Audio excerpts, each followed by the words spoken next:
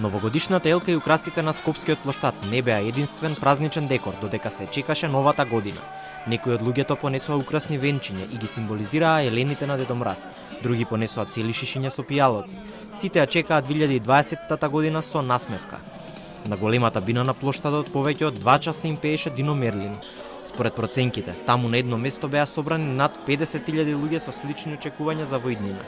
Успех очекуваат на приватен план, а за друго не коментираат многу. Па добро, тако успешна година, кажат. На личен план или? На личен, тако на државен политика то не вем, то не знам ја. Да има здравје, среќа, слога, да бидеме компактни, да пробаме нешто да направиме, затоа што оваа година многу работи се десија што не се баш како што треба.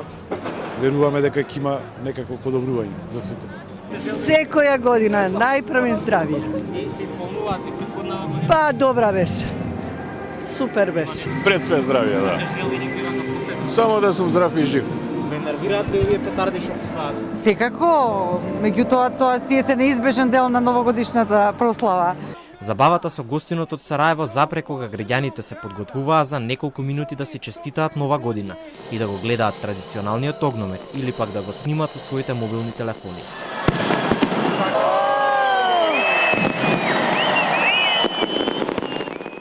Некој утринава одмара по синоќешната прослава, но не и овие редовни посетители на традиционалното дебармаалско катче и дадија во првиот ден од новата година.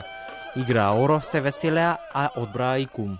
Пред напливот на светското глобализачиско чудовиште, малите народи како македонскиот може да застанат исправено само со традиција.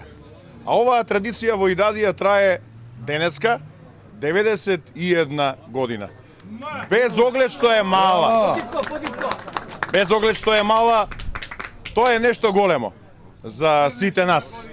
Новогодишната ноќ беше оценета како релативно мирна и од оние кои што работеа ноќеска, докторите и полицајците. За тоа да не се промени и во следните празнични денови, остануваат на препораките за одговорно конзумирање алкохол во предстојната недела.